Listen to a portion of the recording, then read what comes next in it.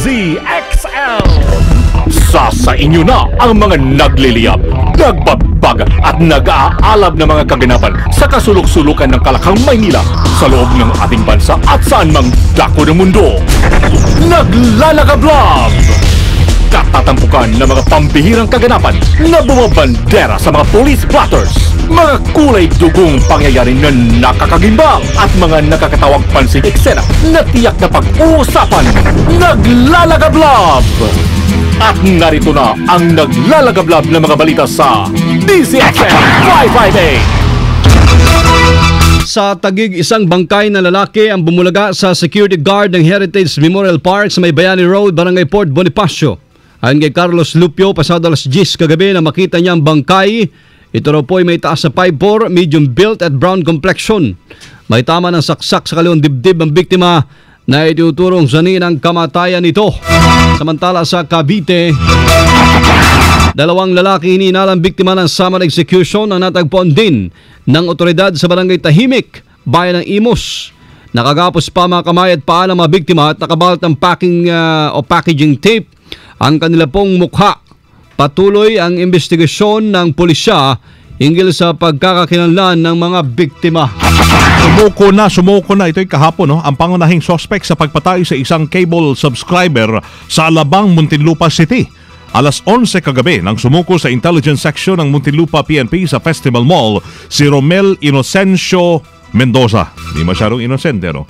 Ay edad niya 38 at sales agent ng Sky Cable Network. Inamin ng suspect na siya yung nasa likod ng krimen, kung saan pagnanakaw lang sana yung kanyang pakay, pero dahil nanlaban ho yung 34 anyos na biktima ay nataranta siya at pinagsasaksak niya ho sa iba't ibang bahagi ng katawan yung biktima. Maliban dyan, hinampas din niya ng matigas na bagay ang ulo ho ng biktima hanggang sa ito ay duguang bumulagta.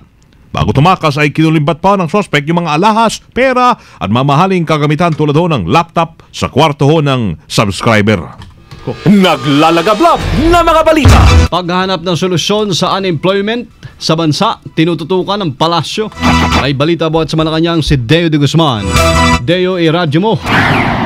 Inihayag ng Palasyo ng Malacanang na gumagawa ang gobyerno ng paraan para lumiit ang bilang ng walang trabaho sa bansa. Ito ay matapos lumabas sa datos ng National Statistics Office noong Enero na tumaas sa 7.1% ang unemployment rate sa bansa mula sa 6.8% noong Oktubre ng nakaraang taon. Ayon kay Communications Operations Secretary Herminio Sonny Coloma, patuloy na naghahanap ng solusyon ang gobyerno sa unemployment at underemployment sa pangunguna naman ng Department of Labor and Employment. Kabilang anya sa kanilang ginagawa ay ang pakikipag-usap sa Commission on Higher Education, mga kolehiyo at universidad para mabigyan ng solusyon ang job mismatch. Dapat kasi anya ay ang kinukuhang kurso ng mga estudyante ay angkop sa mga available na trabaho sa bansa. Sinabi ni Coloma na maraming trabaho ang bakante ngayon, ngunit hindi ito nakukuha dahil sa job mismatch. Kasama mo sa Palasyo ng Malacanang para sa DZXL 558, Deo de Guzman, Tatak, RMN. Misa, isasagawa kasabay ho ng installation kay Pope Francis sa Vatican. May report si Angel Ronquillo. Angel, iradyo mo. Kasabay nga ng installation kay Pope Francis sa Vatican, magdaraos naman ng misa sa iba't ibang simbahan ngayong araw. Ayon kay CB President at si Archbishop Jose Palma, ito ay upang ipanalangin ang pagsimula ng Petrine Ministry ni Pope Francis. Sinabi ng Arsobispo na mahalagang maipanalangin ang kanilang bagong leader upang magabayan ito sa kanilang tungkulin at misyon na pangunahan ng simbahang Katolika. Ang misa ay para sa inaugurasyon ni Pope Francis ay isasagawa mamayang alas 3:30 ng hapon dito yan sa Pilipinas, habang alas 9:30 naman ang oras sa Vatican na daduluhan ng mga head of state, kabilang na si Vice President Giorgio Marbinay na siyang kakatawan kay Pangulo Aquino na tumulak ng kahapon patungo naman ng Vatican City. Kasama mo sa lungsod ng Maynila para sa DZXL 558, Angel Ronquillo, Tatak, RMS. Initial drop ng kasunduan sa pagkuha ng Pinoy domestic workers sa Saudi, planchado na. May balita si Joyce Adra. Joyce, iradyo mo. Planchado ng initial draft ng Agreement on Domestic Worker Recruitment sa pagitan ng Pilipinas at Saudi Arabia. Pangunahing layo nito ang pagbibigay ng proteksyon sa karapatan ng Pinoy domestic workers at ng Saudi employers. Sa panig ng pamahalaan ng Pilipinas, lumagda sa initial draft Ang mga opisyal ng OWA, Labor Department, POEA at si Philippine Ambassador Izzetin Tago, habang ang Saudi labor officials naman ang kumatawan sa Saudi government. Nagkaroon muna ang dalawang panig ng malalimang pagpapalitan ng impormasyon at pananaw bago nabuo ang kasunduan. Kasama mo sa DFA para sa DCXL 558, Choice Adra, Tatak RMN. 3 rehiyon ho sa bansa tinututukan ng militar ngayong eleksyon. Bakit? Alamin natin. May report si Rhea Mamogay. Rhea, iradyo mo. Ngayon ang Philippine Army sa ilang mga lalawigan sa 3 rehiyon sa bansa dahil sa banta ng mga rebeldeng komunista ngayong panahon ng eleksyon. Ayon kay Philippine Army spokesman Lieutenant Colonel Randolph Cabangbang, ang mga ito ay ang Caraga region na binubulang Agusan del Norte at Surigao del Norte at Surigao del Sur kasama ang Dinagat Island. Kabilang pa ang Davao Region, Davao Provinces, Compostela Valley at ang Eastern Visayas, partikular ang lalawigan ng Samar. Sinabi ni Cabangbang na inaasahan na nila ang pagpapalakas ng pagkilos ng mga NPA sa gitna ng pangangampanya ng mga kandidato upang makakolekta ng revolutionary taxes. Inihalimbawa ng tagapagsalita ang pagkilos ng mga NPA sa Compostela Valley kahapon kung saan bukod sa pagpapasabog ng improvised explosive device ay nandukot pa ng isang pulis kaya't nagsasagawa ngayon ng pagtugis ng PNP kasama ang mga kasapi ng 66th Infantry Battalion. Kasama mo sa Campo Aguinaldo para sa DZXL 558, Rhea Mamogay, Tatak RMN. Naglalagablab na mga balita. DZXL Bulat Palaro. Masama ang loob ng ilang opisyal ang Philippine Sports Commission sa pagkakatanggal na ilang mga laro sa Olympic Sports sa Myanmar SEA Games. Naniniwala si PSC Commissioner Buddy Andrada wala na hong dahilan para sumali ang Pilipinas sa torneo dahil hindi naman pinapractice ng mga manlalarong Pinoy ibang larong kabilang sa SEA Games. Malamaan niya kung ipipilit na pasalihin ang mga Pinoy athletes ay mauwi na naman sa pagiging huli, kulelat ang Pilipinas. Kung saan wala pa namang torneo ay mistulang nadadaya na. Kasabay niyan, pinaubayan na ng PSC sa Philippine Olympic Committee ang desisyon kung papayagan pa rin ang mga manlalarong Pinoy na sumabak sa Southeast Asian Games na nakatakdang gawin sa December 11 ngayong taon. From this game has not even started, and yet they are already starting to remove our Olympic sports and deport the sports that is only known to them, and it is ilan yun, mga 100 golds kagad yun. Hindi, kahit na hindi magaling, but that is an Olympic sports, at least we can still train them. Kasi sports na hindi natin alam. What is that for? Nothing. Bakit tayo magtitrain ng kanilang national sports? Hindi naman natin national sports yun. Si PSC Commissioner Tokayo Buddy Andrada sa interview ng RMN XL. Nandito siya.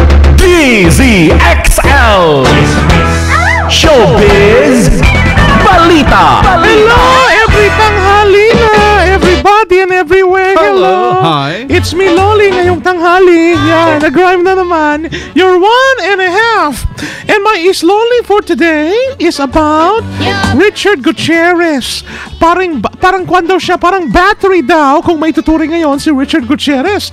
Dahil siya ay fully charged. Oo nga naman. Fully charged. Parang si Richard lang yan. Richard Ramirez. Yan, fully charged. Kaya naman, F na F. F na F. Ano bang F na F? Na si Chard na kumayod to the max. Yan, ha? Ramdam na niya na talagang back to work na siya pagkatapos siyang magbakasyon kina Sarah Labati sa Switzerland. Biro mo yan? Sarap naman. Nag-swiss pa siya doon. Yun, ganon, swimming pa. Malamig doon, di ba? Switzerland. At matapos daw makapag-unwind kasama si Sarah, ay okay na ho siya para bumalik ho sa trabaho.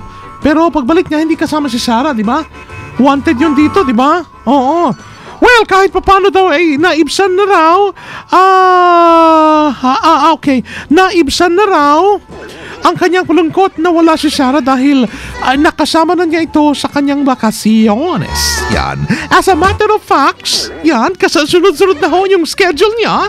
Dahil magsisimula na niya. Si Kwan yan, mahilig dyan maganon niya. Si Rod Marcelino, di ba? Oo, na magsisimula na siyang mag-taping sa bagong primetime series niya. Sasabayan pa ng pelikula nila ni Marian Rivera. Yan ang aking... Pero hindi pa tapos. Meron pa? Oo. Dapat ako ay makikialam na sa mga... Sige. Ang daming mga nangangako ngayon, ng mga tumatakbo. Ang naisip ko sa kanila ay tulad din itong naisip dito sa website ng The Professional Heckler. Sige nga. Ito daw yung mga bagay-bagay. Pagtatandem-tandem mo yung mga kandidato, tapos gawin mo sila ng pelikula. Ano ang title ng pelikulang bagay sa kanila? Oo, Yan. Sige Okay nga. ha. Example, meron siya ditong 25. Sabi, perfect movies for casting yung mga tumatakbong politiko. Okay. Unang-una, sorry Kuya Kongko, andito ka Coco Pimentel at Mig Subiri. Anong title Ang niya? bagay daw ng title ng pelikula, pag sila'y nagtambal ay... Ano? Inagaw mo ang lahat sa akin. Ako drama yan. Oo. Hindi Yan, drama. pwede drama. May sampalan pa yan. Ito pa, yung mga tayo daw, mga honest taxpayers at mga atang kongreso. Ang title, honest taxpayers at mga congress, angels and demons. Tumangsa. Oo. Juan Ponce Enrile at saka yung Senate bonus. Meron pa May nabuhay pelikula rin pala. oh. Mabubuo pala ang Pwede pelikula daw, dyan, ha? Pwede. Ang title ng pelikula, Buakaw. meron pa nga Meron pa. Sige, last two. Cheese Escudero. Oo. Taken. Oh. Pwede rin, no? Meron pa nga, pati hindi politiko na isama na rin. Ang si Sultan Jamalur Kiram. Aha. Naku, kasama pala dito. Kasama. Ang title ng pelikula, Okay. A Series of Unfortunate Events. Okay. Marami pa to. Dito tuloy na lang natin bukas. Bukas. Oo. Overtime tayo. Thank you. Bye-bye. It's me, Loli. Paparapapap. Lollipop. Thank you, Loli. Naglalagablab na mga balita. Tapos na ba? Tapos na ata yung pahimagas, wala pa. Wala Paano ho mga kasama, dire-diretso man naglalagablab na balitang tatak RMN na yun napahinggan sa DCXL 558. Well, today is the tanghali na ho ng Miyerkules. Hindi, Martes pala. Ang Martes, it's March 19, 2013. May mga nag-graduate ngayon. Magmamarcha, Congratulations. Ngayong araw, ha? Bukas, meron tayo. Sama yung serbisyo publiko from the province of Occidental Mindoro. Mabuhay. Ako po si Buddy Oberas. From the city of Zambo, Alisares Primo Hermano, Weng de la Peña. Kami po ay Tatak RMN. Subayin mo ang naninirang minutong kalipunan ng mga pinakahuling kaganapan sa Kalakang, Maynila, sa ating bansa at saan mang dako ng mundo. Naglalagablab! Dito lamang sa Unang Pihit, DZXL 558, ang bagong kasama mo!